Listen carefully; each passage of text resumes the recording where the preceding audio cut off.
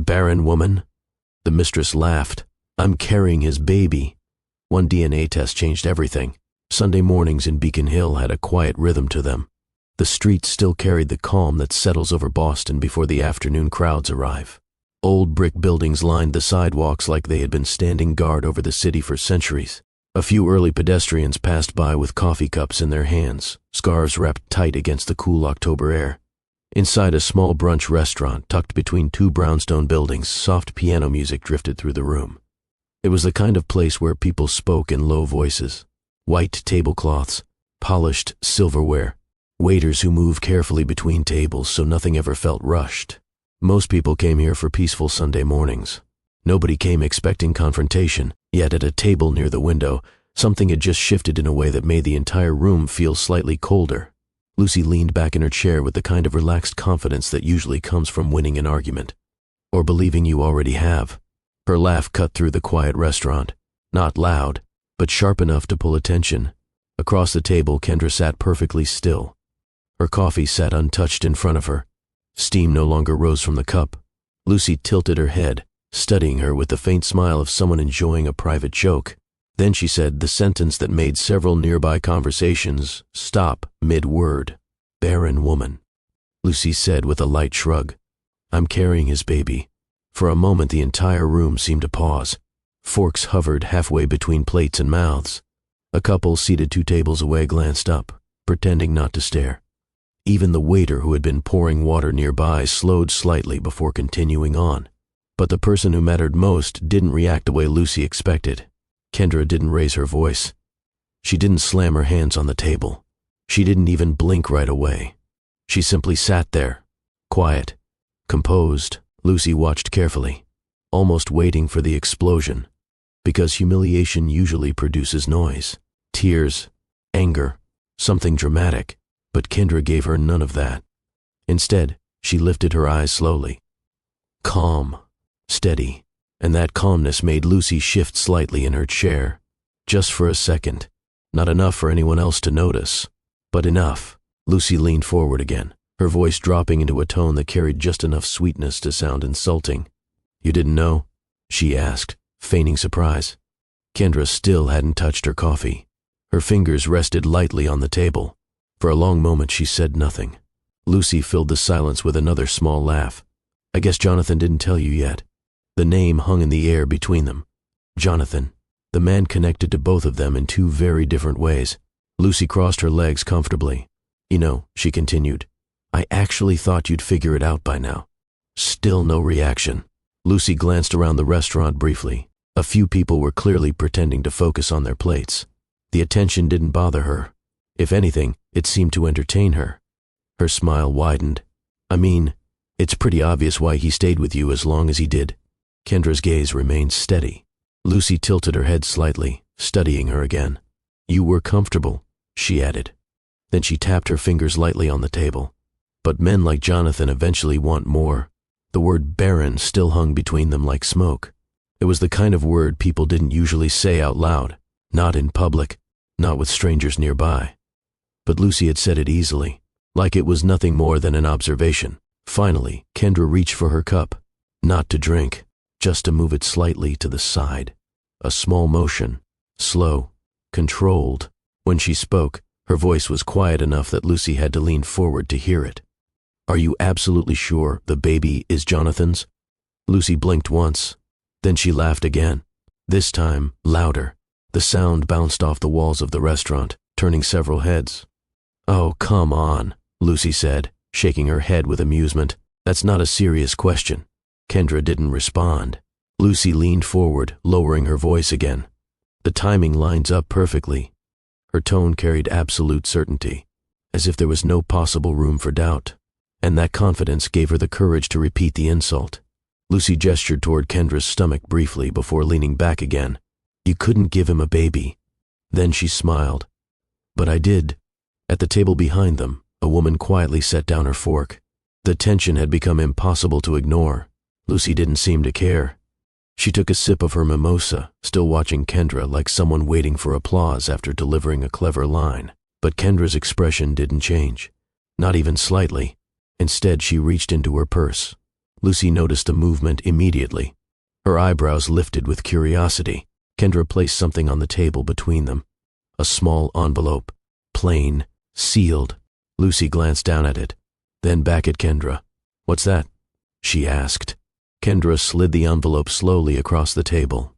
It stopped directly in front of Lucy. Her voice remained calm. "A test result."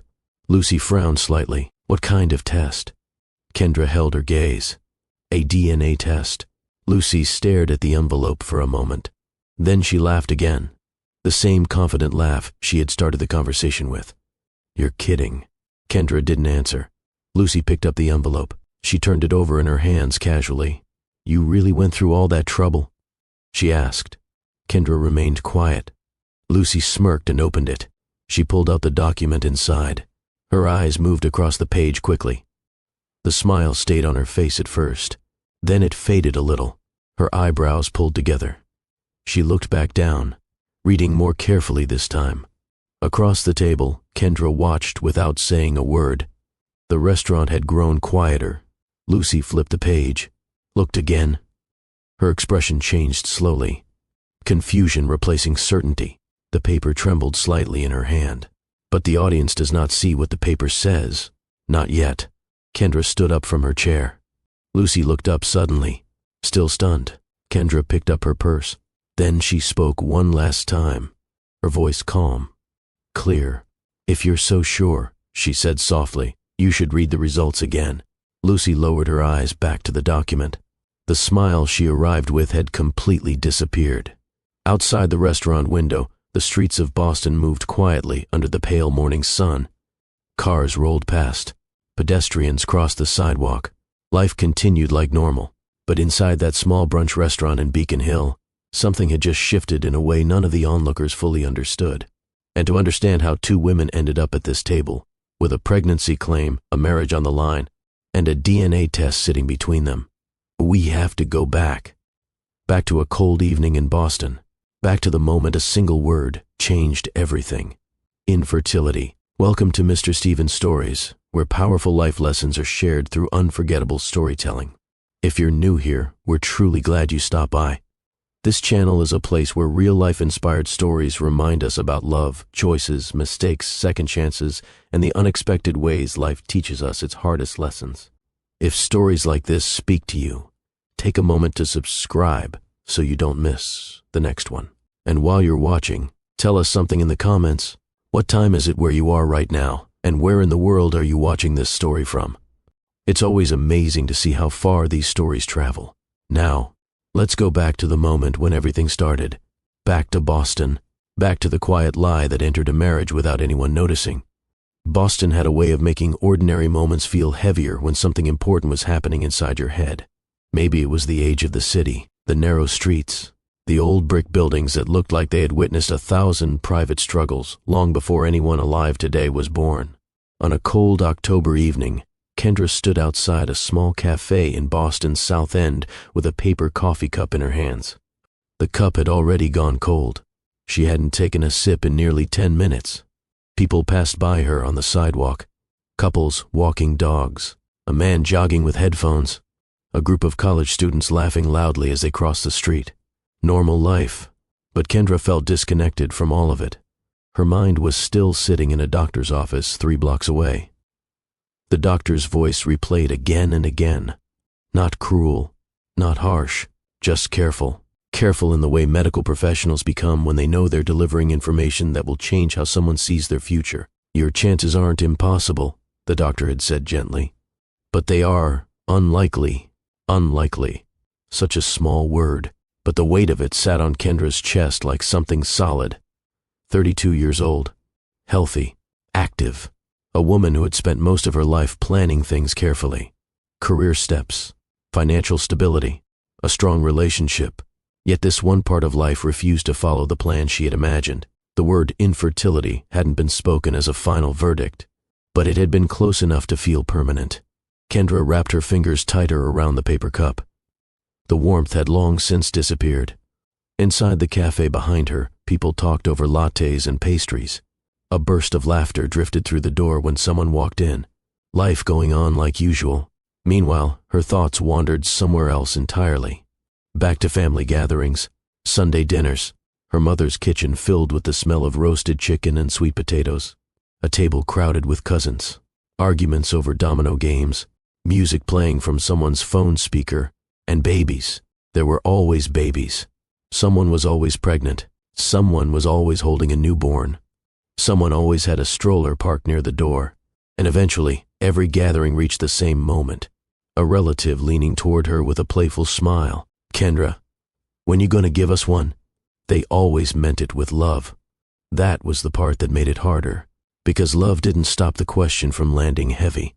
She could already hear the conversations in her mind, the curious glances, the gentle suggestions, the quiet worry behind her mother's eyes.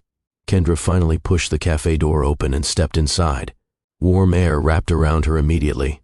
The place smelled like espresso and cinnamon. Soft jazz played from hidden speakers. Near the window sat Jonathan. He looked up the moment she walked in. 42 years old, tall, clean-cut in the way many Boston professionals seem to be. Jonathan worked in finance downtown, Harvard Business School, the kind of resume that impressed people before they even met him. But the first thing Kendra noticed wasn't any of that. It was the expression on his face. Concern. He could tell something was wrong immediately. Jonathan stood as she approached the table. "Kendra," he said quietly. "Hey." She sat down slowly. For a moment she didn't speak. Jonathan studied her face carefully. What did the doctor say? The question hovered between them. Kendra stared at the table. Her fingers traced the edge of the coffee lid. The word sat at the back of her throat like something sharp. Finally, she forced a small smile. "It's complicated." Jonathan leaned forward slightly. "You can tell me." She looked up at him, and for a moment she saw the same man she had fallen in love with 4 years earlier.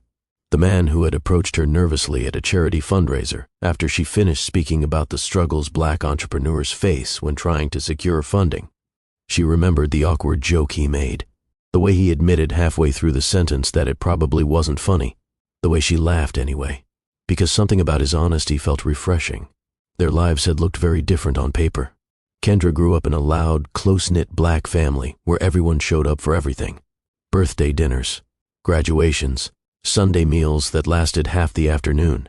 Jonathan came from a quiet suburb outside Boston, a family of professors and lawyers. Dinner conversations about politics and stock markets. Different worlds. Yet somehow the connection had been immediate. Now the man sitting across from her waited patiently, and she knew she couldn't keep avoiding the truth. Kendra inhaled slowly. "They said it might be difficult for me to have kids." Jonathan didn't react right away. His expression stayed neutral. And that pause made Kendra's stomach tighten. Because silence can carry 1,000 meanings. She watched his face carefully, looking for disappointment, shock, anything. Instead, Jonathan simply reached across the table and took her hand. "That's it," he said. Kendra blinked. "That's it," she repeated quietly. He nodded. "We'll figure it out." Her chest tightened. "You don't understand." Jonathan squeezed her hand gently. "No," he said calmly. "I understand perfectly." She studied him carefully. "You always said you wanted kids." Jonathan shrugged lightly. "I said I wanted a life with you." The sentence should have brought relief, and part of it did.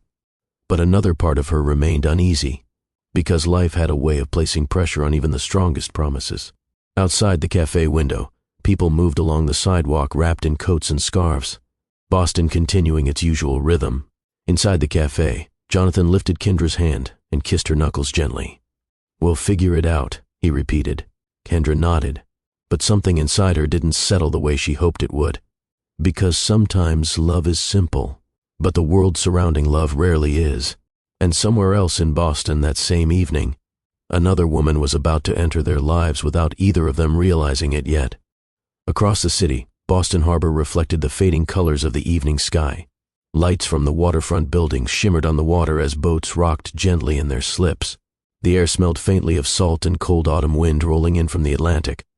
On the 12th floor of a modern apartment building overlooking the harbor, Lucy stood near a large window, holding a glass of white wine. Her apartment was exactly what people expected from someone in her world. Clean lines, soft lighting, expensive furniture arranged with careful precision. Everything about the place signaled quiet wealth.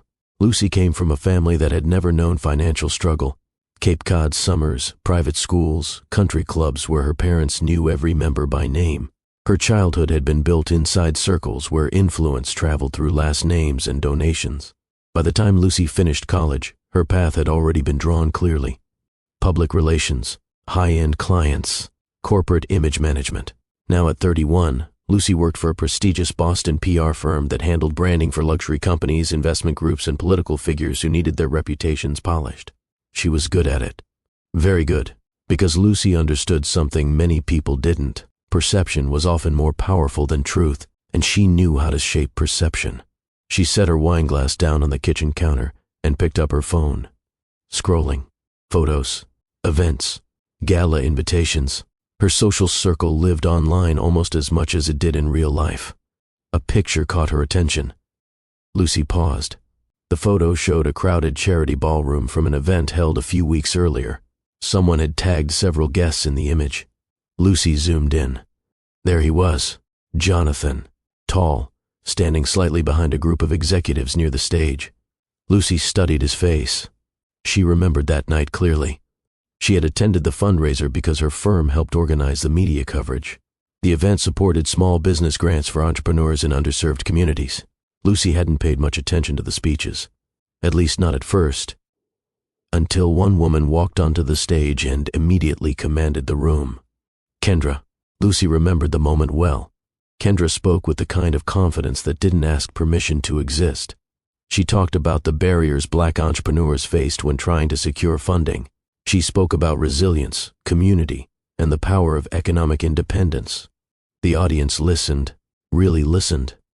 Lucy had watched Jonathan that night too, not because she knew him, but because she noticed the way he looked at Kendra while she spoke. It wasn't admiration from a distance. It was deeper than that.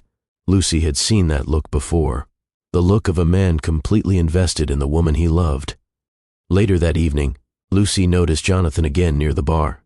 He stood alone for a moment, scrolling through his phone while people mingled around him. Lucy approached casually. She was good at that part. Starting conversations came naturally when you worked in public relations. "Busy night," she said as she stood beside him.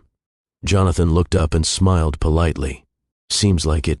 Lucy introduced herself, mentioning the PR firm responsible for the event coverage. The conversation started professionally, then continued longer than expected. Jonathan was easy to talk to, thoughtful, curious, different from the loud personalities Lucy usually encountered at these events. He asked questions that showed he was actually listening to the answers. At one point, Lucy gestured toward the stage where Kendra had spoken earlier. "Your wife did a great job tonight," she said. Jonathan smiled. "I agree." Lucy noticed the pride in his voice, and something inside her reacted immediately. Lucy had dated successful men before, lawyers, investors, startup founders.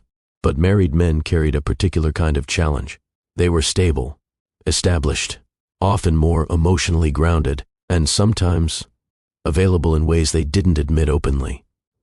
Lucy didn't chase married men intentionally. At least that's what she told herself. But she didn't avoid the situation either. Conversations continued. Networking events led to email exchanges. Emails turned into occasional work lunches when Lucy's firm collaborated with Jonathan's company on a marketing initiative. At first, everything looked perfectly professional. Two professionals discussing projects, brand positioning, corporate messaging. But emotional lines rarely announce themselves when they're crossed. They shift quietly, almost politely. One evening, Jonathan stayed after a meeting to continue discussing a campaign proposal. The office building had mostly emptied out. Lucy leaned against the conference table, reviewing notes on her laptop. Jonathan sat across from her. Their conversation drifted away from business, work stress, Boston traffic, favorite restaurants. Lucy laughed at one of his stories about a disastrous attempt to cook Thanksgiving dinner years earlier. Jonathan laughed too. The moment felt relaxed. Easy. Lucy closed her laptop slowly. "You know," she said lightly, "you're not what I expected." Jonathan raised an eyebrow. "What does that mean?" Lucy smiled.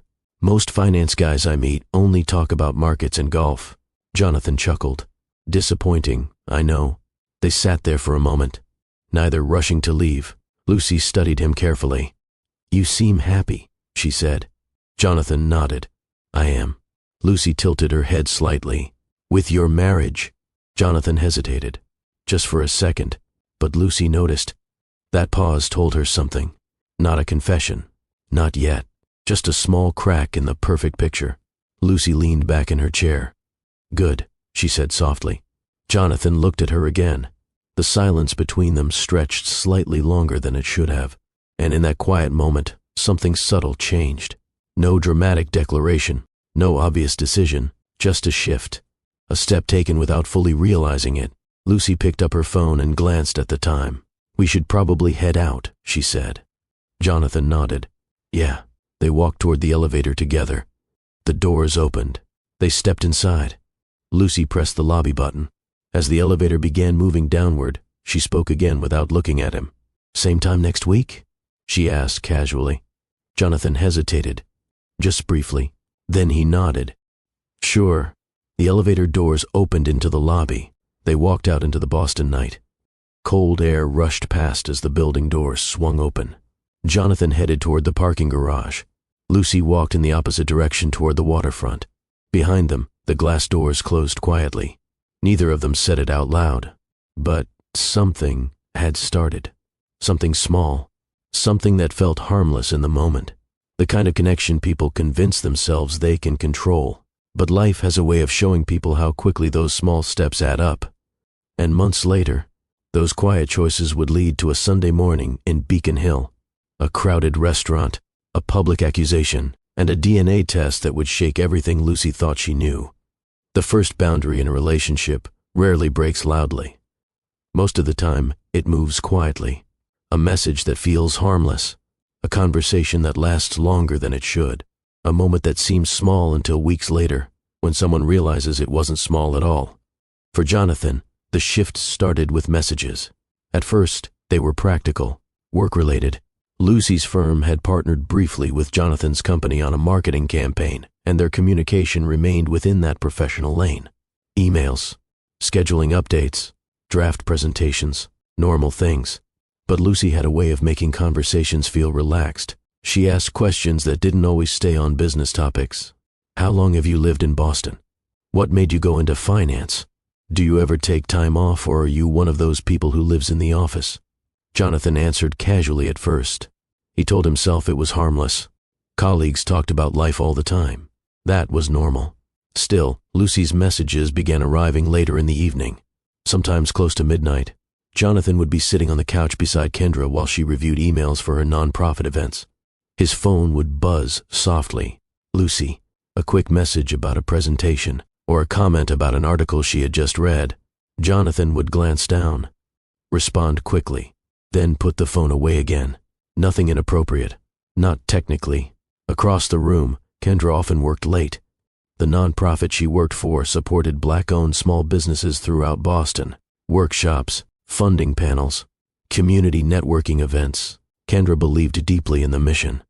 She had grown up watching relatives with talent struggle to get loans or investment opportunities. Helping change that system mattered to her. Some nights, she stayed up reviewing grant proposals long after Jonathan had gone to bed. Other nights, she organized community meetings that filled entire rooms with entrepreneurs sharing ideas and resources. Her world was loud, full of conversation, full of purpose. Jonathan admired that about her. He often told friends how proud he was of her work. But admiration didn't stop the small changes that were happening in quieter corners of his life. Lucy was different from anyone Jonathan usually spoke with.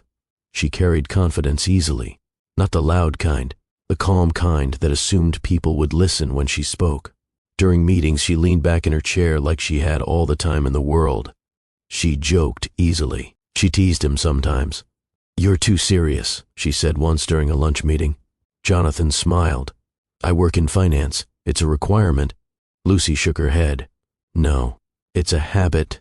Their lunches became more frequent, still under the excuse of business, discussing marketing strategy, public relations messaging, corporate image. But gradually those conversations drifted. Lucy talked about growing up spending summers on Cape Cod. Jonathan talked about his childhood outside Boston. Lucy described the pressure of working with high-profile clients. Jonathan admitted how exhausting financial markets could be. Neither of them mentioned the fact that the professional reason for their meetings had mostly disappeared weeks earlier. One evening they stayed late at Jonathan's office reviewing documents for a presentation that had already been finalized. The building was quiet. Most employees had gone home. Lucy sat across from him at the conference table, scrolling through her phone. "You know something?" she said. Jonathan looked up. "What?" "You're easy to talk to." He shrugged lightly. "That's probably because you do most of the talking." Lucy smiled. "Not true." She set her phone down. "You listen." Most people wait for their turn to speak. Jonathan leaned back in his chair. The compliment felt unexpected. Lucy studied him for a moment. "Are you happy?" she asked suddenly. The question felt personal. Jonathan paused. "With my job?" he asked. Lucy shook her head slightly. "With your life." Jonathan thought about Kendra, about their apartment, about the life they had built together. "I am," he said. Lucy nodded, but something about the way she held his gaze made the moment linger longer than it should have. Eventually, Jonathan checked the time. "I should probably head home," he said. Lucy stood. "Yeah, me too." They walked out of the building together. Cold air greeted them outside. Jonathan headed toward the parking garage. Lucy walked toward the waterfront. Neither of them said anything unusual, nothing dramatic, just a quiet good night.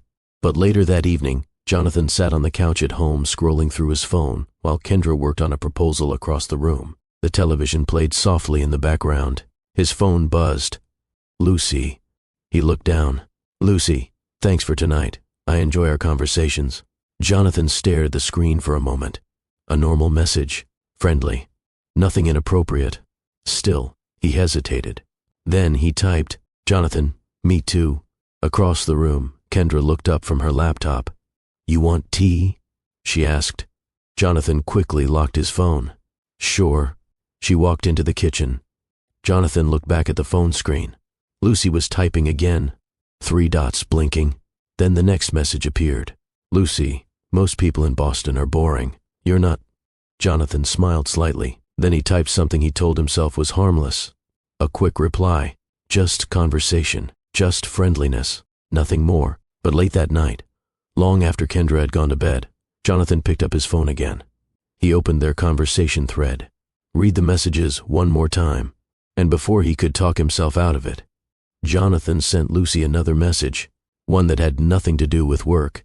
The moment the message left his phone, he stared at the screen for a long time, because deep down he understood something he hadn't admitted yet. A line had been crossed. Quietly, there are certain changes in a relationship that rarely announce themselves out loud. They arrive quietly. A pause that wasn't there before. A message answered too quickly. A look that disappears the moment someone notices it. And more often than not, women recognize those changes before they fully understand them. Kendra didn't notice everything at once. It started with little things. Jonathan had always been the type of person who talked easily about his day. When he came home from work, he would usually share something small while taking off his jacket. A frustrating client, a funny moment with a coworker, a random observation about Boston traffic. Those conversations used to fill their evenings. But slowly, those details began disappearing. Jonathan still came home, still asked about her day, still sat beside her on the couch while she finished reading through nonprofit reports. Yet something in his presence felt different, like someone standing in a room while part of their attention remained somewhere else. One evening, Kendra was sitting at the kitchen table, reviewing applications for a small business grant program. Jonathan walked in carrying his laptop bag. "Hey," he said. "Hey," she replied without looking up. "How was your meeting tonight?" he asked. "Long," she said with a smile. "But productive." Jonathan nodded. "Good." He poured himself a glass of water and leaned against the counter. Usually this was the moment when he would begin describing something about his own day. Instead, he glanced down at his phone. The screen lit up briefly. A message. Jonathan turned the phone over and placed it face down on the counter. It was a small motion. Quick, almost automatic. But Kendra noticed. She didn't say anything. She simply watched him for a second longer than usual. Jonathan cleared his throat and pushed away from the counter. "I might need to finish some work tonight," he said. Kendra nodded. "No problem." That kind of schedule wasn't unusual for him. Finance jobs in Boston often demanded long hours. Still, the pattern continued. Late evenings, extra meetings, phone calls taken in the other room. Jonathan wasn't acting suspicious in an obvious way. He still kissed her goodbye every morning, still asked how her nonprofit projects were going, still showed up to a few community events when his schedule allowed. But something subtle had shifted. The connection felt thinner, like a thread slowly stretching. Kendra tried not to overthink it.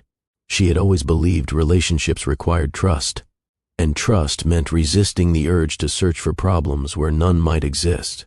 But instincts are difficult to silence. One Saturday afternoon, Kendra hosted a networking panel for local entrepreneurs. The room buzzed with energy. Small business owners shared ideas. A young woman explained how she had launched a clothing brand using online sales. A restaurant owner talked about expanding his second location. Kendra stood near the stage afterward, speaking with a group of attendees. She loved these moments. Watching people build something meaningful always reminded her why she had chosen this career. Her phone buzzed inside her purse. She glanced down. A message from Jonathan. "Running late tonight. Don't wait up." She stared at the screen for a moment. Jonathan had known about the event weeks in advance. He had promised to stop by for a little while. Kendra typed back quickly. "Everything okay?" The reply came a few minutes later. "Just work stuff." She slipped the phone back into her purse. Around her, the room continued buzzing with conversation, but something in her chest felt heavier. Later that night, she returned home alone. The apartment was quiet. She placed her purse on the table and kicked off her shoes. The digital clock on the kitchen stove read 10:42 p.m. Jonathan still hadn't come home. Kendra changed into comfortable clothes and settled onto the couch with her laptop. She tried focusing on emails, grant proposals, budget spreadsheets, but her attention drifted again and again toward the empty doorway. Midnight arrived. Still no Jonathan. Kendra closed the laptop. The apartment felt unusually quiet. Finally, she turned off the living room lights and sat there in the dim glow coming from the streetlights outside the window, waiting. Nearly 40 minutes passed before she heard the sound of keys turning in the door. Jonathan stepped inside. He froze slightly when he saw her sitting there in the dark. "You're still up?" he asked. Kendra didn't move. "Yeah." Jonathan set his bag down slowly. "I thought you'd be asleep." Kendra reached over and turned on the lamp beside the couch. Soft light filled the room. Jonathan's expression looked tired, but something else sat behind his eyes. Something guarded. Kendra studied him quietly. "How was work?" she asked. Jonathan shrugged. "Busy." He loosened his tie and walked toward the kitchen. Kendra watched every movement. Jonathan opened the refrigerator and grabbed a bottle of water. The silence stretched longer than usual. Finally, Kendra spoke again. "Do you remember that woman from the PR firm?" Jonathan paused, just briefly, but long enough. He turned around slowly. "What woman?" Kendra leaned forward slightly. Her voice remained calm, but the question landed clearly. "Lucy." Jonathan's hand tightened around the water bottle. For a moment, neither of them spoke. Outside their window, the distant sound of a passing car echoed through the quiet Boston street. Inside the apartment, something unspoken finally stepped into the open. Kendra held his gaze. Then she asked the question that had been sitting quietly in her mind for weeks. "Who is Lucy?" Jonathan didn't answer right away. The question sat between them in the living room like something fragile that could break the moment either of them moved too quickly. "Who is Lucy?" Kendra had asked the question calmly. No raised voice, no accusation, just quiet clarity. Jonathan looked down at the water bottle in his hand as if it might offer an answer for him. For a moment he considered giving the easiest response. A vague explanation, a quick dismissal, something that would smooth the moment over and allow the night to continue normally. But the pause had already said too much. Kendra had noticed, and Jonathan knew it. He set the bottle down slowly on the kitchen counter. "She's someone I've been working with," he said. The answer sounded careful. Too careful. Kendra leaned back slightly against the couch. "Working with how?" Jonathan rubbed the back of his neck. "Her firm handled some PR work for a campaign our company supported." Kendra nodded once. "That doesn't explain why you hesitated when I said her name." Jonathan exhaled slowly. The quiet honesty in Kendra's tone made it harder to hide behind simple explanations. He walked back into the living room and sat down across from her. "Kendra," he began. She didn't interrupt. She just waited. Jonathan leaned forward, resting his elbows on his knees. "At first it was just work," he said. Kendra's eyes stayed on him.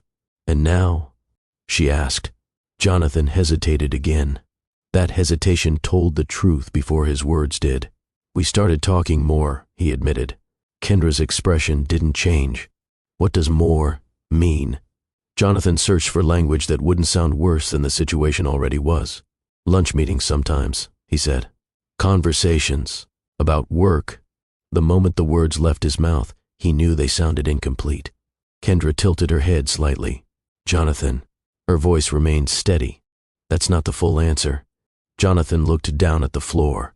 He had spent weeks convincing himself nothing serious had happened, that the connection with Lucy was harmless, just conversation, just a distraction during long work days. But sitting here in the quiet living room, facing his wife directly, that explanation felt weak. "We talked about other things too," he admitted. Kendra waited. Jonathan continued. "Life, stress, work pressure." Kendra nodded slowly. "So you've been confiding in her?"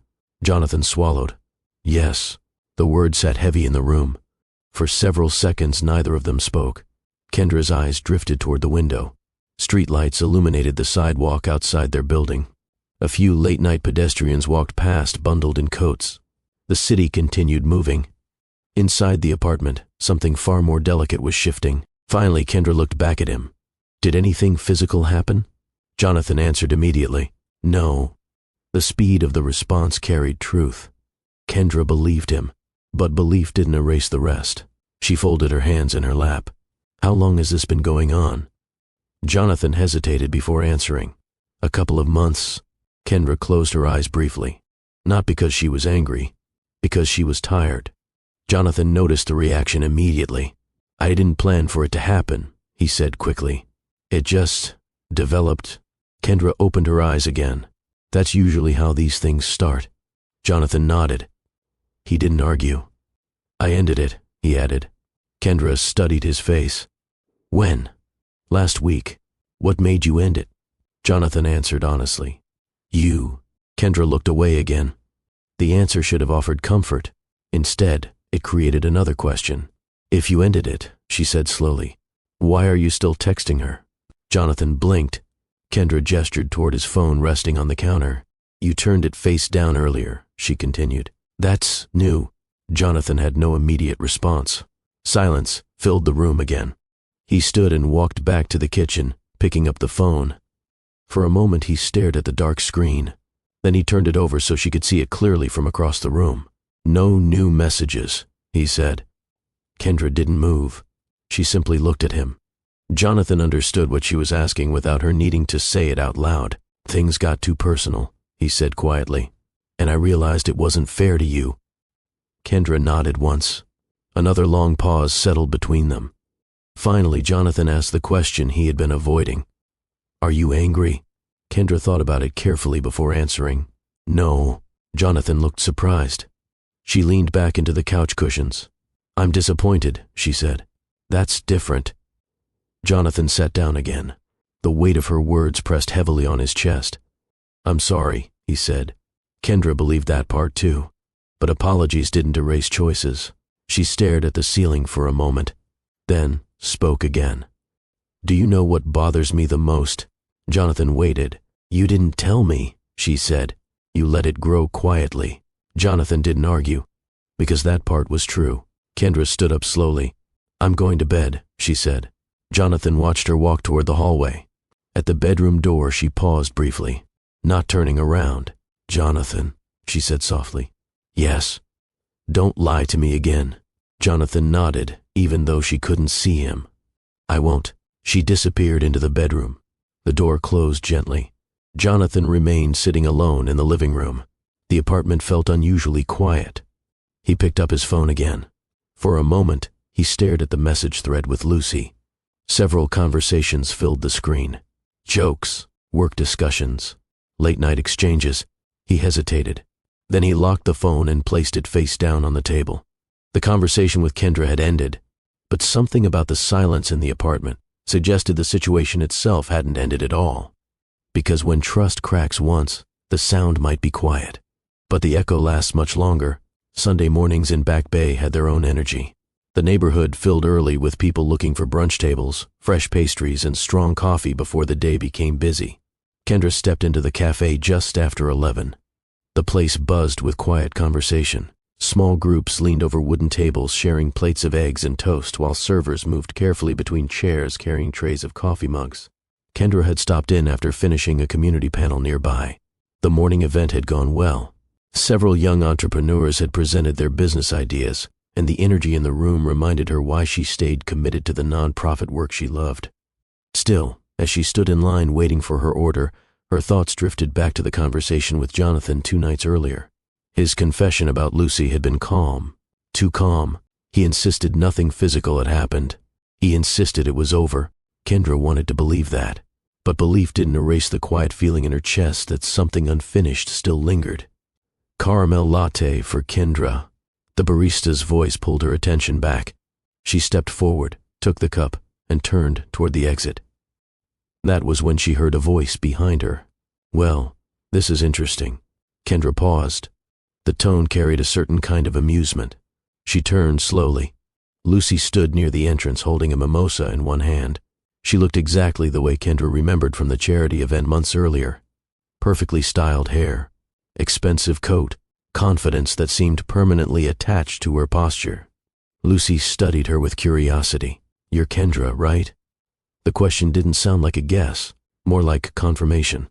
Kendra nodded once. "Yes." Lucy smiled. "I thought so." For a moment neither woman moved.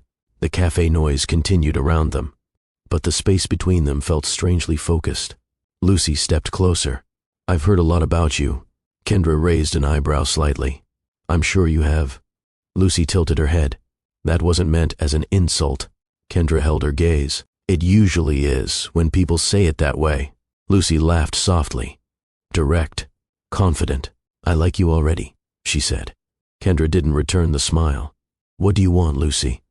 Lucy took a slow sip of her drink before answering. "Nothing." Her tone suggested the opposite. "I just didn't expect to meet you like this." Kendra glanced toward the door. "I was actually leaving." Lucy stepped slightly to the side, blocking the path just enough to slow her. "Before you go," Lucy said casually, "there's something you should probably know." Kendra's patience thinned. "What is it?" Lucy rested her elbow against the edge of a nearby table. She studied Kendra carefully, almost like someone examining an interesting puzzle. "You know about Jonathan and me, right?" Kendra kept her voice steady. "Yes." Lucy nodded. "Good. That saves time." A small silence passed. Then Lucy delivered the sentence that shifted the entire moment. "I'm pregnant." The words hung between them. Kendra didn't react immediately. Her mind processed the sentence slowly. Lucy continued watching her, waiting, but Kendra's expression remained calm. "Congratulations," she said quietly. Lucy's smile widened. "That's not the reaction I expected." Kendra shrugged slightly. "What reaction were you hoping for?" Lucy leaned closer. Something playful entered her voice. "Oh, I don't know. Shock, maybe. Anger. Something dramatic." Kendra didn't respond. Lucy glanced briefly around the cafe. Several nearby tables had grown quieter, people pretending not to listen. Lucy lowered her voice just enough to make the moment feel more personal. "The baby is Jonathan's." The statement carried absolute certainty. Kendra held her gaze. Lucy's smile sharpened. Then she added the sentence she had clearly been waiting to say. "I guess this is where the Barren wife finally finds out." The word landed like a slap. A few people at nearby tables looked up quickly. Lucy seemed pleased with the attention. Kendra felt the insult clearly. But instead of raising her voice, she asked one question. "When did you find out?" Lucy shrugged. "About 6 weeks ago." 6 weeks. The number echoed in Kendra's mind. Lucy studied her face carefully. "You look surprised." Kendra's voice remained even. "I'm thinking." Lucy laughed. "Well, think fast." She leaned closer. "Because sooner or later Jonathan is going to have to decide what kind of family he wants." The implication hung clearly in the air. Lucy straightened her coat and stepped aside. Kendra stood still for another moment. The cafe noise slowly returned. Conversations resumed, but the words Lucy had spoken remained heavy. Pregnant, Jonathan's baby, Barren wife. Lucy lifted her glass slightly. Nice meeting you, Kendra. Then she walked out of the cafe, leaving Kendra standing there with her coffee growing cold in her hand. Across the room, someone whispered to a friend. But Kendra barely heard them. Her thoughts had already moved to one place: Jonathan. Because if Lucy was telling the truth, then the conversation waiting at home was about to change everything. The walk home felt longer than usual. Kendra left the cafe in Back Bay without finishing her coffee. The paper cup stayed in her hand for 3 blocks before she realized she was still carrying it. She stopped at a trash bin near the corner and dropped it inside. The street was busy with Sunday traffic. Cars moved slowly through the intersections while people crossed with shopping bags and winter coats wrapped tightly around their shoulders. Normally, Kendra enjoyed walking through Boston. The city felt alive in a steady, comfortable way. But that afternoon, she barely noticed any of it. Lucy's words repeated again and again in her mind. I'm pregnant. The baby is Jonathan's. I guess this is where the Barren wife finally finds out. The insult itself didn't shock her as much as the confidence behind it. Lucy had sounded absolutely certain. Not defensive, not nervous, certain. And certainty usually came from belief. Kendra reached the apartment building and stepped inside. The elevator ride to their floor felt strangely quiet. She watched the numbers change slowly above the door. 3, 4, 5. Her thoughts raced ahead of her. 6 weeks. Lucy had said she found out 6 weeks ago. That meant the pregnancy started months earlier, which meant something else. Jonathan had ended things with Lucy only a week ago. If Lucy was telling the truth, then Jonathan had hidden something much bigger than an emotional connection. The elevator doors opened. Kendra stepped into the hallway and walked toward their apartment. Jonathan was already home. She could see the light under the door. When she walked in, he was sitting at the kitchen table with his laptop open. He looked up immediately. Hey, he said. Kendra placed her purse down slowly. Her face gave away enough for Jonathan to notice the tension right away. What's wrong? He asked. Kendra pulled out the chair across from him and sat down. I saw Lucy today. Jonathan froze, just for a second, but it was enough. Where? He asked carefully. A cafe in Back Bay. Jonathan closed his laptop slowly. Neither of them spoke for a moment. Then Kendra said the sentence directly. She told me she's pregnant. Jonathan's shoulders stiffened. The silence that followed felt heavier than any argument. Kendra watched his reaction carefully. He didn't look surprised. He looked tired. Finally, he nodded once. Yes, he said quietly. Kendra leaned back in her chair. So you knew? Jonathan rubbed his forehead. Yes. Kendra waited for the rest. Jonathan looked at the table before speaking again. She told me about it a few weeks ago. The words landed slowly. You've known for weeks, Kendra said. Jonathan didn't try to deny it. Yes. Kendra stared at him. The betrayal she felt wasn't loud anger. It was something quieter, something deeper. Why didn't you tell me? Jonathan looked up. I didn't know how. Kendra almost laughed. You didn't know how to tell your wife that the woman you've been emotionally involved with is pregnant. Jonathan exhaled slowly. It's not that simple. Kendra crossed her arms. It sounds very simple to me. Jonathan leaned forward. Kendra, listen to me. She held his gaze. What? Jonathan hesitated. Then he said something that changed the direction of the conversation entirely. I don't think the baby is mine. Kendra blinked. For a moment she wondered if she had heard him correctly. What? Jonathan's voice stayed calm. I don't think I'm the father. Kendra stared at him. Lucy sounded very confident. Jonathan nodded. I know. Then why would you say that? Jonathan rubbed his hands together slowly. Because the next part was something he had avoided telling anyone for years. Not Lucy. Not even Kendra. I went to a doctor 3 years ago, he said. The sentence sounded random at first. Kendra frowned. Why? Jonathan looked down again before answering. Because we had been trying to start a family. Kendra remembered that time. They had talked about children then. Not urgently, just as something they assumed would happen eventually. Jonathan continued. The doctor ran some tests. He paused. then forced the words out. He told me my chances of having children are extremely low. Kendra stared at him. What are you saying? Jonathan finally looked up. I'm infertile. The room fell completely silent. The statement turned everything Kendra thought she understood upside down. You're… what? Infertile. The word hung between them. Kendra tried to process it. But the doctor told me I might have trouble getting pregnant, she said. Jonathan nodded slowly. I know. Kendra's thoughts moved quickly. You knew this the whole time? Yes. And you never told me? Jonathan didn't defend himself. I didn't want you to feel like the pressure was only on you. Kendra shook her head slowly. So instead, you let me believe I was the problem.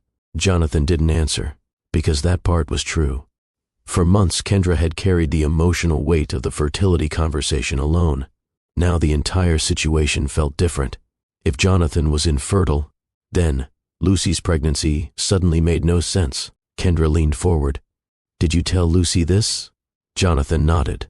I tried. And she thinks I'm lying. Kendra sat back again. Lucy's confidence at the cafe suddenly seemed strange, almost reckless. She believes the baby is yours, Kendra said. Jonathan nodded. Because of the timing, but if you're infertile… Jonathan finished the thought. Then something doesn't add up. Silence returned. Kendra stared at the kitchen table. Lucy's voice echoed again in her memory. The baby is Jonathan's.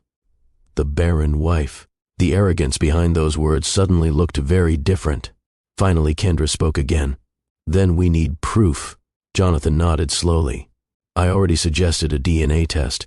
Kendra looked up. What did she say? Jonathan gave a tired smile. She refused.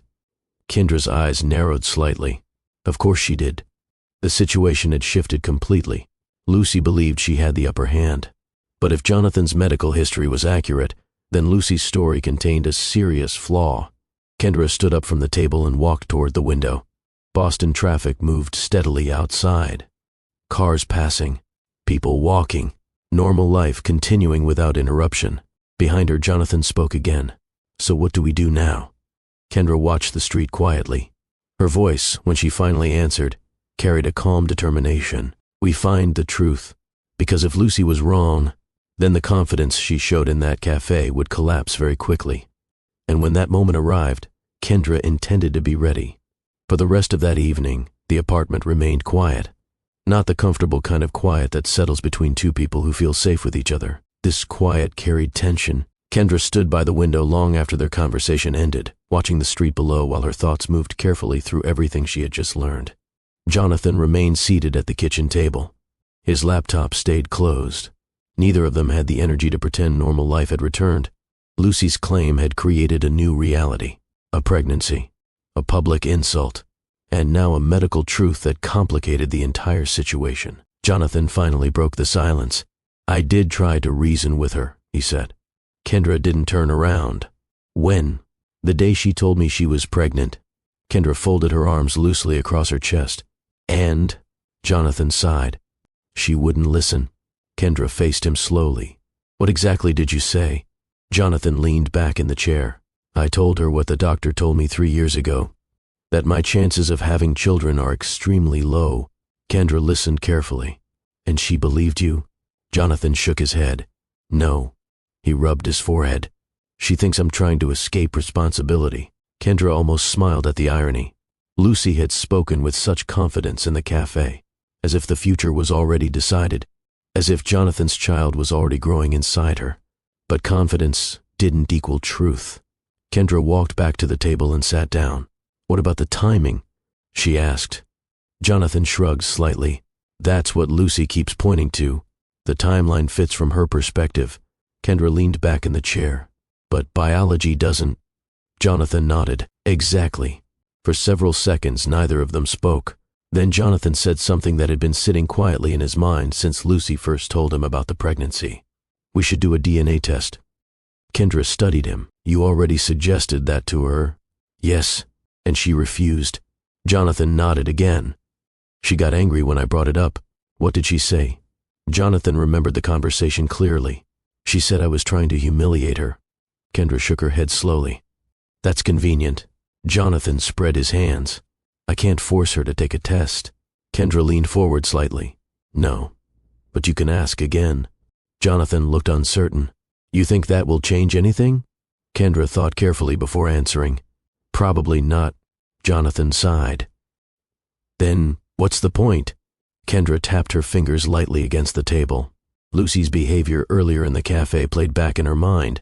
The smile, the confidence, the way she delivered the insult without hesitation. Lucy wasn't acting like someone unsure about her situation.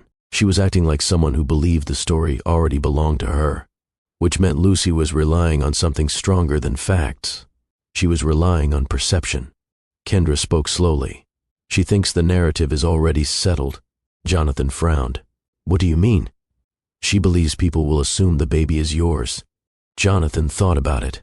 Lucy had already started hinting about the pregnancy online. A vague social media post. Comments from friends congratulating her. If the story spread through their shared professional circles, the assumption would become easy. Successful finance executive, pregnant mistress, infertile wife.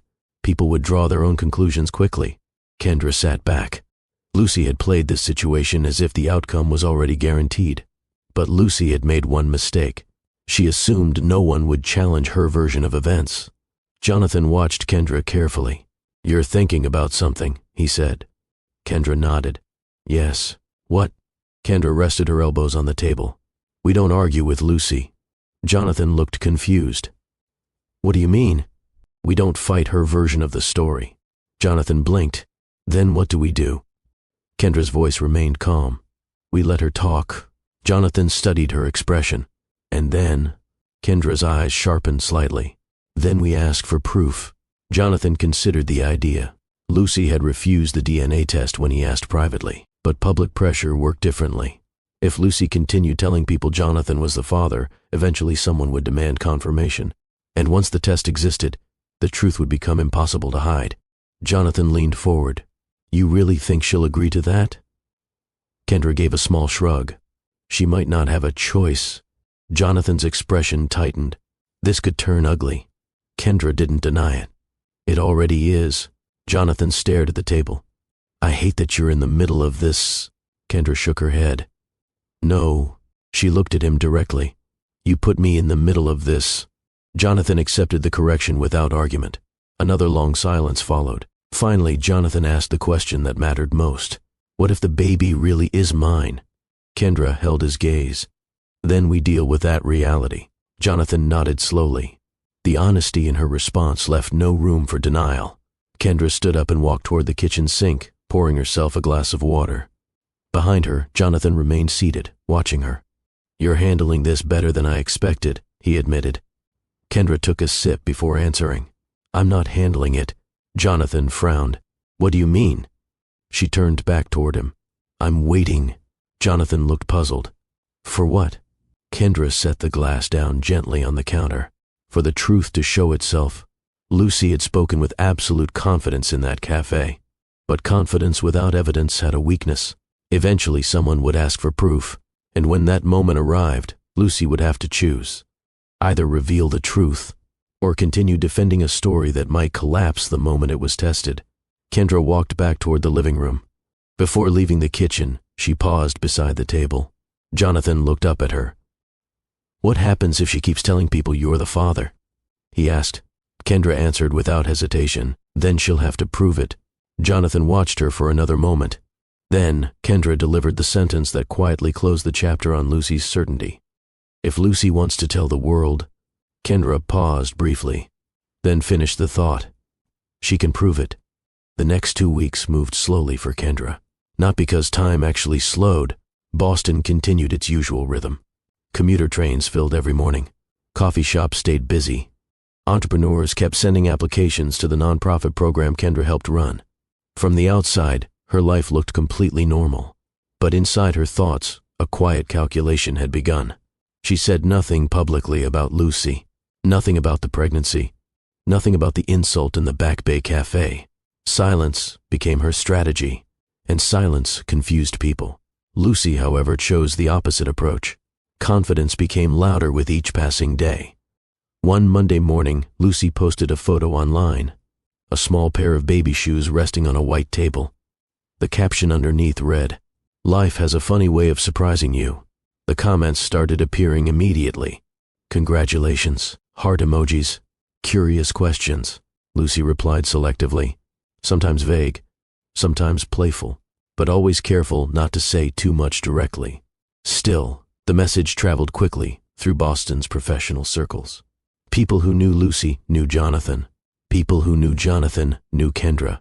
The city might be large on a map, but socially, certain circles overlapped easily. Within days, the whispers began.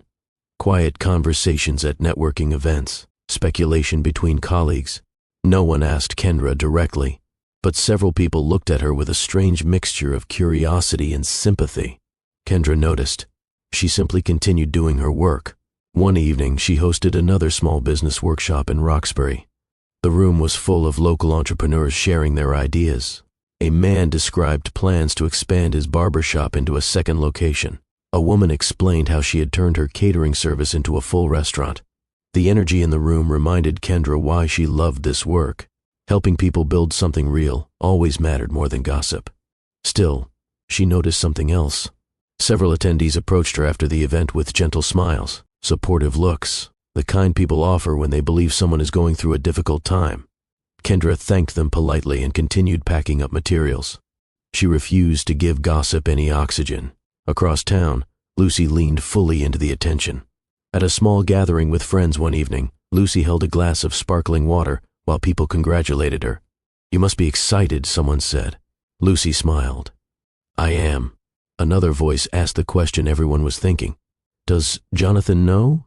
Lucy's smile widened slightly. "Of course he knows." The answer sounded confident. Lucy didn't explain the tension behind the situation.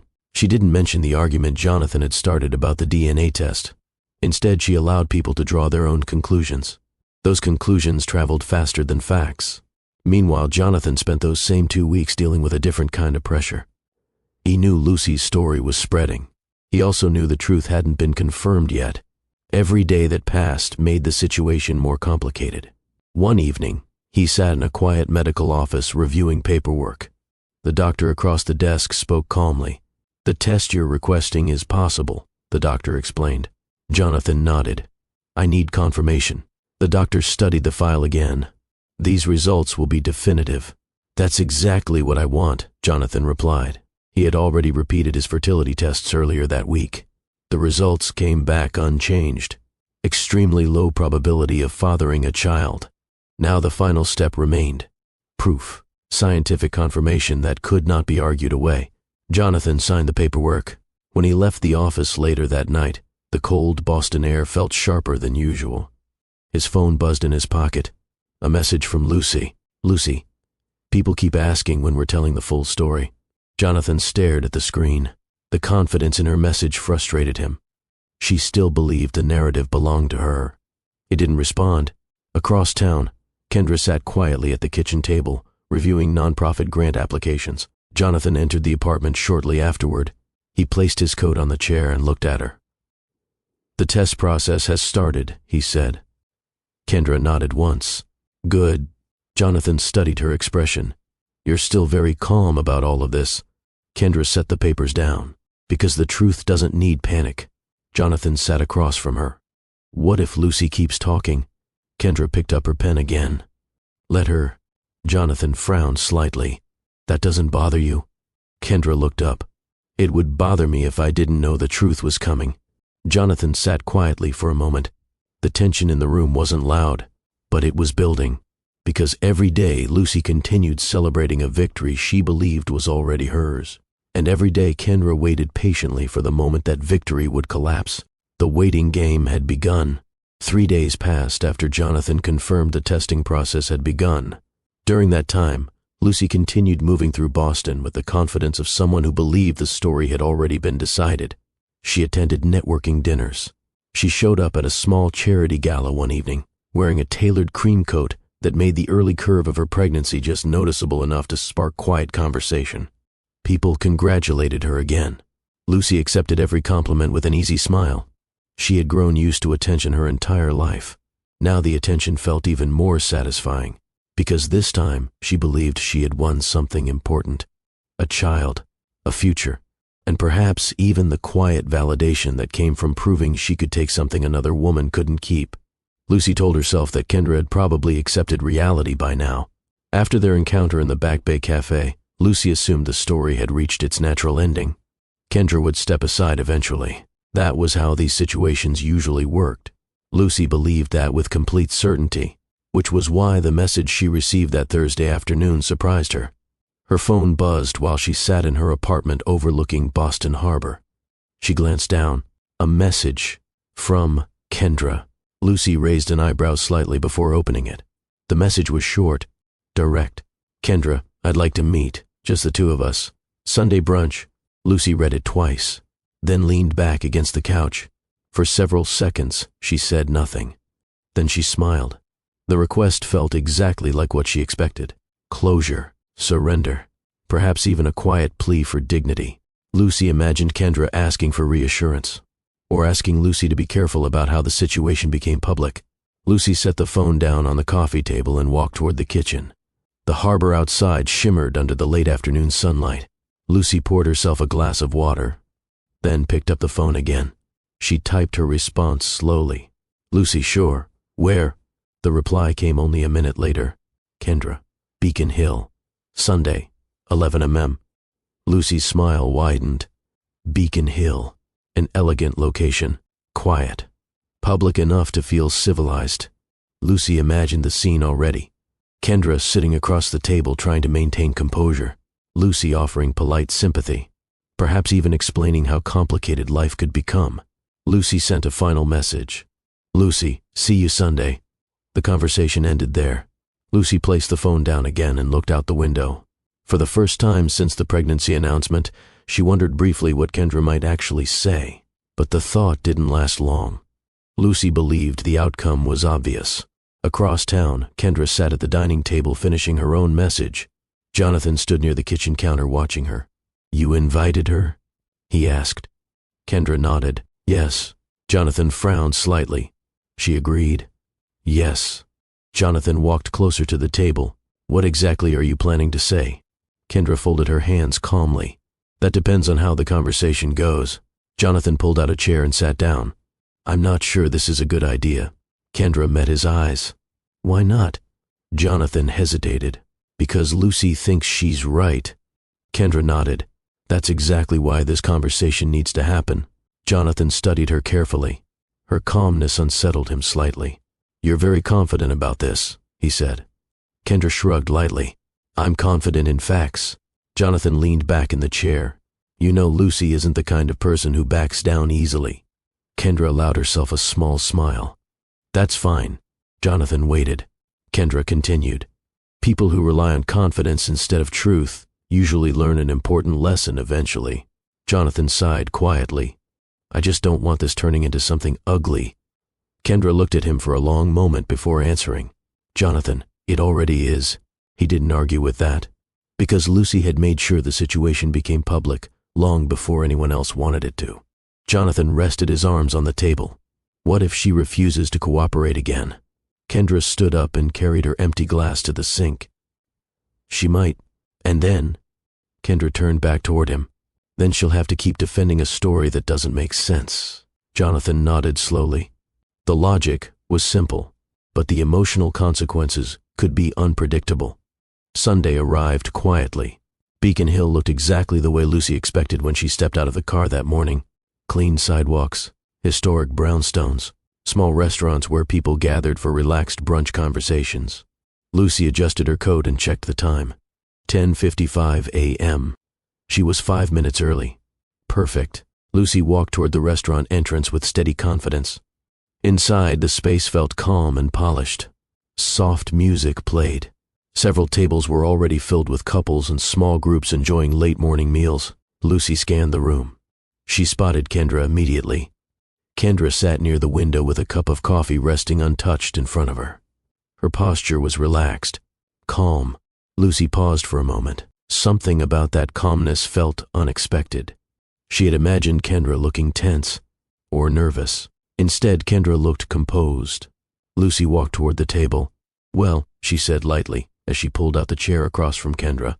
This should be interesting. Kendra looked up. Her voice remained even. "Thanks for coming." Lucy settled comfortably into the seat. "I figured you had something you wanted to say." Kendra nodded slightly. "Yes."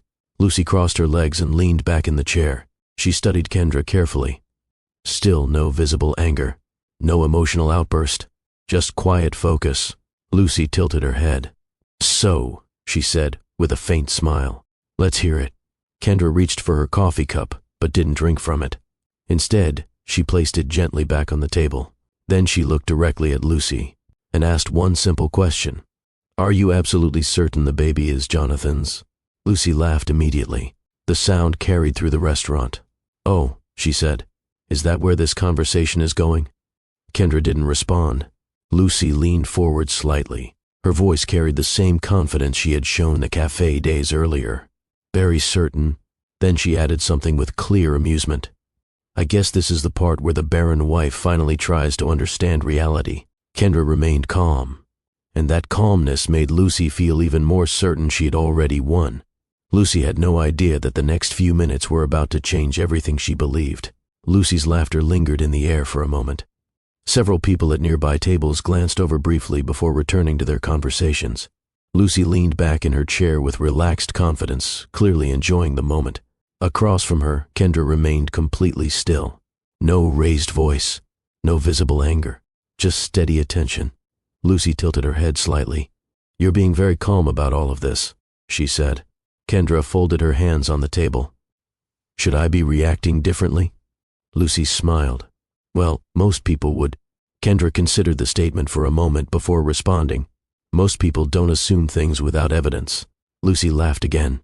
"There's plenty of evidence." Kendra raised an eyebrow slightly. "Is there?" Lucy gestured lightly toward her stomach. "I'm pregnant." Kendra nodded. "Yes, and the timing lines up perfectly," Lucy added. Kendra watched her carefully. "Does it?" Lucy leaned forward, clearly amused now. "You're really trying to convince yourself this isn't happening." Kendra didn't argue. Instead, she reached slowly into her purse. Lucy noticed the movement immediately. "What are you doing?" Lucy asked. Kendra pulled out a small envelope. Plain, unmarked. She placed it gently on the table between them. Lucy frowned slightly. "What's that?" Kendra slid the envelope across the table. It stopped directly in front of Lucy. "A test result," Kendra said calmly. Lucy stared at it for a moment. Then she laughed again. "You're serious?" Kendra didn't answer. Lucy picked up the envelope casually and turned it over in her hands. "A test result," Lucy repeated. "What kind of test?" Kendra held her gaze. "A DNA test." Lucy's smile widened, as if the entire situation had just become entertaining. "That's adorable," she said.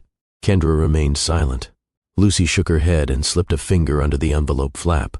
"You actually went through the trouble of doing this?" The tone in her voice carried complete disbelief. She pulled out the folded document inside. The paper unfolded easily. Lucy glanced at it quickly at first, still smiling. Then her eyes moved back to the top of the page, reading more carefully. The smile faded slightly. Lucy frowned. She flipped the page, looked back again. The restaurant noise continued around them. Silverware clinking, soft conversation. But the tension at their table had grown heavy. Lucy stared at the document for several seconds longer. Then she looked up at Kendra. Her voice had changed. "This doesn't make sense." Kendra tilted her head slightly. "Why not?" Lucy shook the paper once. "The result is wrong." Kendra remained calm. "Is it?" Lucy scanned the page again. Her eyes stopped on the same sentence. Probability of paternity, 0%. Lucy's breathing slowed. She flipped the page again as if the number might change, but it didn't. Her confidence began slipping away piece by piece. "This is fake," Lucy said quickly. Kendra reached across the table and slid another document forward. The medical verification, official signatures, laboratory identification. Lucy stared at the second paper. Her hands had begun trembling slightly. "This isn't possible," she said under her breath. Kendra rested her hands calmly in her lap. "It's very possible." Lucy looked up again. Her voice had lost the sharp certainty it carried earlier. "You manipulated something." Kendra shook her head. "No." Lucy glanced back at the test results again. The numbers remained the same. Jonathan was not the father, not even remotely. Lucy's mind raced through possibilities. If Jonathan wasn't the father, then someone else was. The realization hit her slowly. Memories shifted. Moments she had dismissed suddenly returned. Lucy's face lost color. At a nearby table, someone glanced over again, sensing the tension. Lucy lowered her voice. "How did you even get this done?" Kendra answered simply. Jonathan agreed to the test. Lucy looked stunned. "You went behind my back." Kendra met her eyes directly. "No." Lucy's breathing grew uneven. The arrogance that had filled the conversation earlier had disappeared completely. In its place stood confusion, embarrassment, fear. Kendra leaned forward slightly. Her voice remained gentle but firm. "Jonathan isn't the father."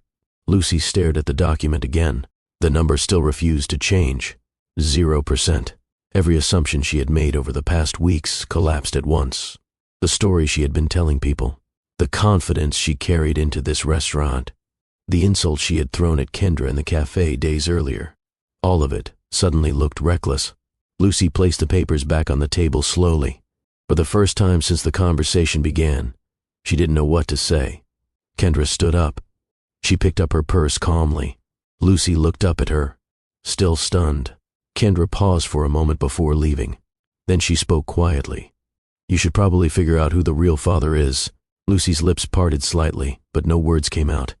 The restaurant noise continued around them, life moving normally. But Lucy's world had just shifted dramatically. Kendra turned and walked toward the exit. Lucy remained seated. The test results lay open on the table in front of her. The sentence stared back at her again and again.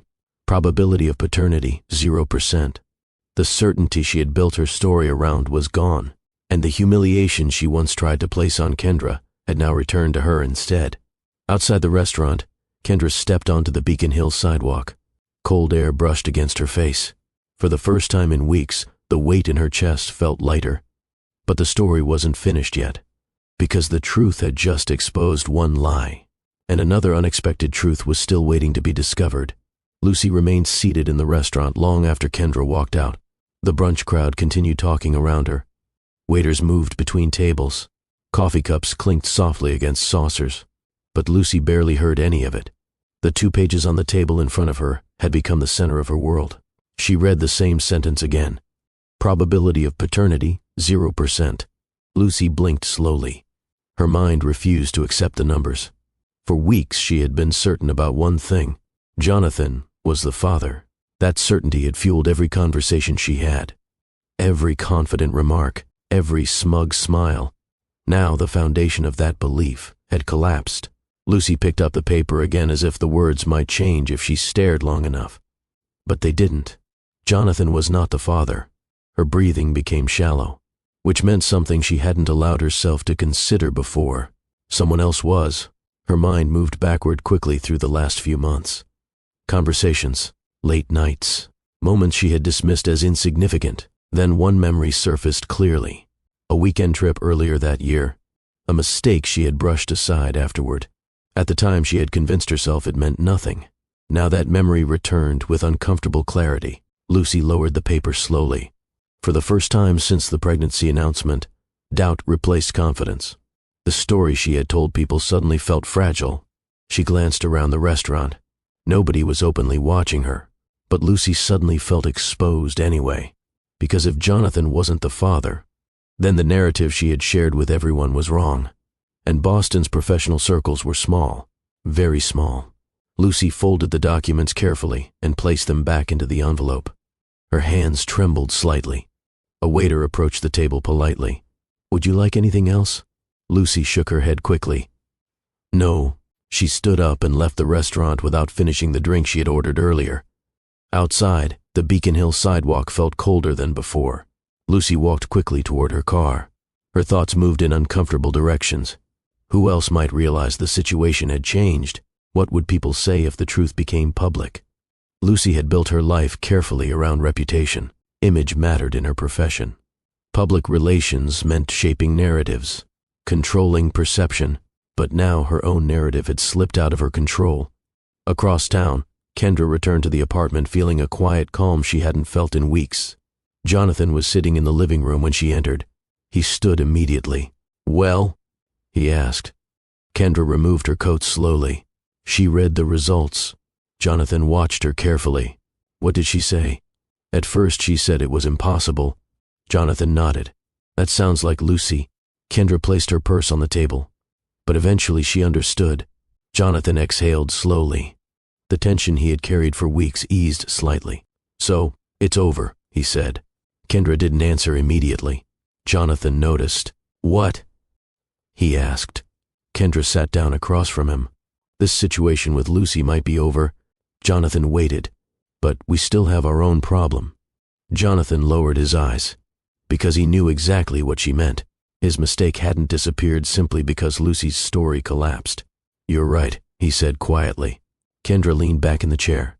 The room felt quiet again. But this silence was different from the earlier tension. This one carried honesty. Jonathan spoke first. "I betrayed your trust." Kendra didn't argue. "Yes." Jonathan rubbed his hands together. "I told myself it wasn't serious." Kendra studied him carefully. "But it was." Jonathan nodded. "Yes." Another pause filled the room. Finally, Kendra spoke again. "I'm not angry the way people expect." Jonathan looked surprised. "Why not?" Kendra thought about the answer before speaking. "Because anger is loud." Jonathan waited. "And what I feel is heavier than that." Jonathan understood. Disappointment. The kind that sits quietly between people long after an argument ends. "I'm sorry," he said again. Kendra believed the apology. But forgiveness was not immediate. Trust didn't repair itself overnight. She stood and walked toward the window. Outside, Boston traffic moved steadily under the evening lights. Kendra spoke without turning around. "You don't get another chance just because you apologized." Jonathan nodded. "I know." She turned back toward him. "But people can earn another chance." Jonathan looked at her carefully. "How?" Kendra's voice remained calm. "By becoming someone different from the person who made the mistake." Jonathan didn't respond right away, because that kind of change required time, and effort, and honesty. The situation with Lucy had ended, but the real work in their marriage had only just begun. The apartment stayed quiet after their conversation, not uncomfortable, not tense, just thoughtful. Kendra remained by the window for a few minutes longer, watching the movement of traffic below their building, while Jonathan sat quietly behind her. Neither of them rushed the moment. Some conversations needed space to settle. Jonathan finally stood and walked toward the kitchen. "You want tea?" he asked.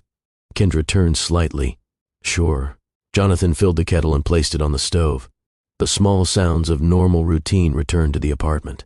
Water running, a cabinet door opening, the quiet rhythm of two people who had lived together long enough to move comfortably through shared space. Kendra walked back toward the dining table and sat down again. Her fingers rested on the edge of the table while her thoughts returned to something she had not mentioned yet. Jonathan placed 2 cups on the counter while waiting for the water to heat. He glanced toward her. "You seem calmer now," he said. Kendra nodded slightly. "I am." Jonathan poured the hot water into both cups and carried them over to the table. He placed one in front of her. "After everything that happened today, I expected you to feel different." Kendra wrapped her hands around the cup. "There's something I didn't tell you yet." Jonathan sat down slowly. "What is it?" Kendra hesitated for a moment, not because she was unsure, but because the information she was about to share would change the tone of the entire day. "I went back to the doctor," she said. Jonathan frowned slightly. "When?" "Last week." Jonathan leaned forward. "Why?" Kendra held his gaze. "Because something felt different." Jonathan's curiosity deepened. "What do you mean?" Kendra reached into her purse slowly. Jonathan noticed the movement immediately. Another envelope appeared in her hand. Jonathan blinked. "You have more test results?"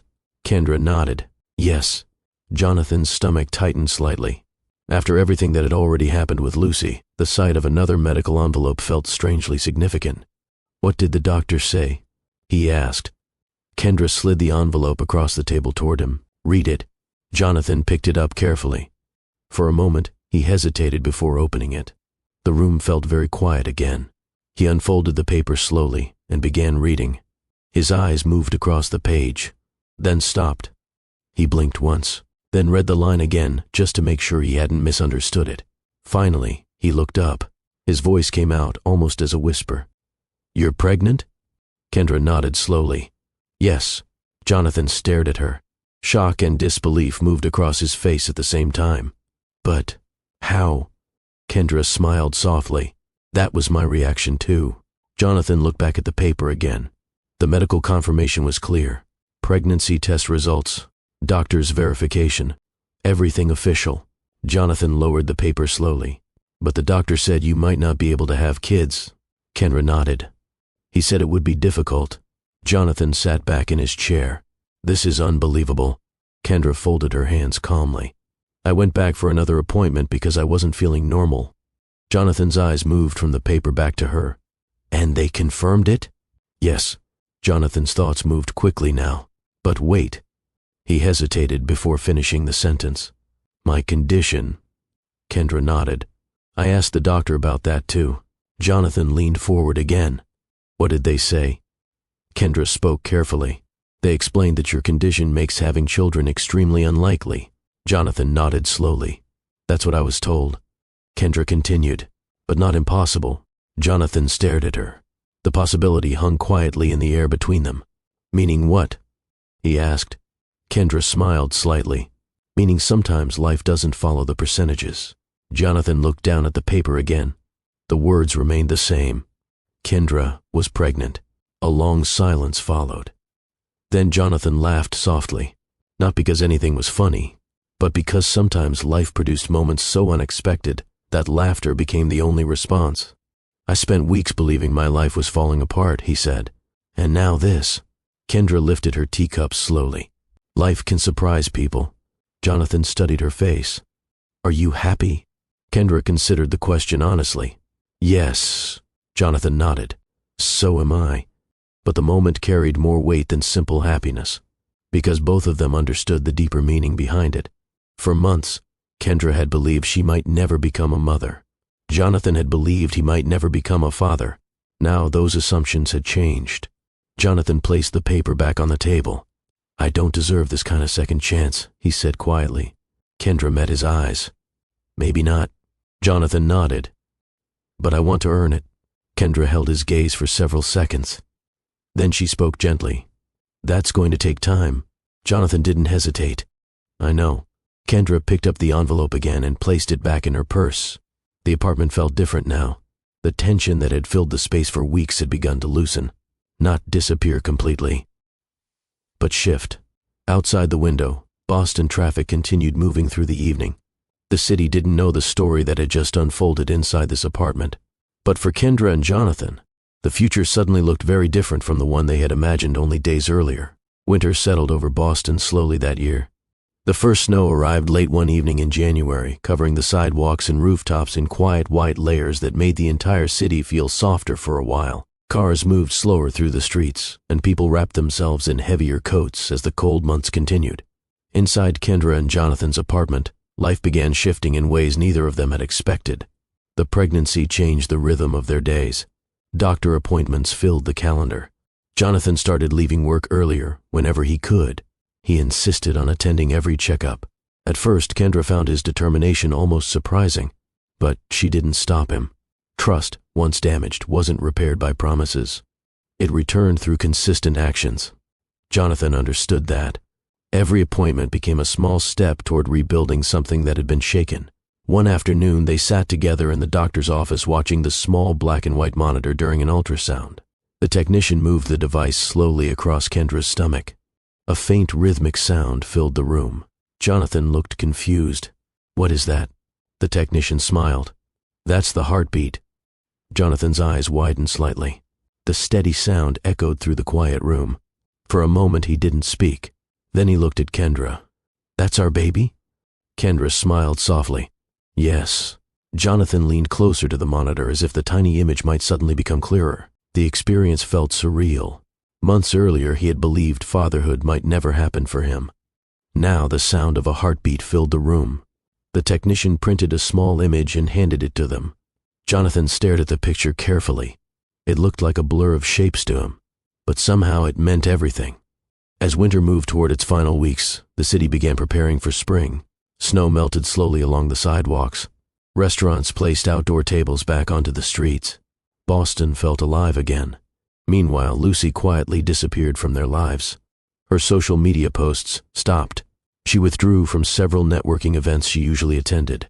People eventually stopped talking about the pregnancy rumors. In cities like Boston, new stories always replace old ones quickly. Lucy continued her life privately.